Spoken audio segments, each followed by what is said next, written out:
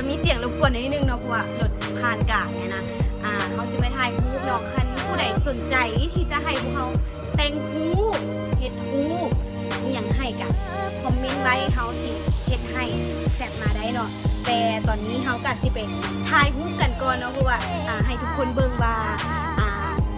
เขาสิถ่ายรูปด้วยงามสำใดเป็นจังไดกันไปติดตามกันเลย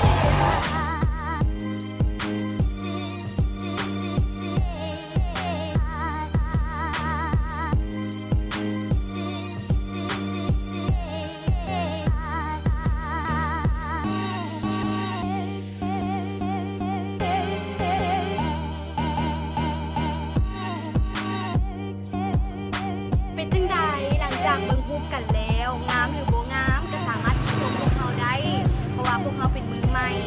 ถ้าผู้ใดมาคลิปนี้กันอย่าลืมกดไลค์กดติดตามกด Subscribe ให้ช่องพวกเขาในเด้อเพื่อเป็นกำลังใจให้พวกเขาเห็นคลิปต่อไปนั่นเอง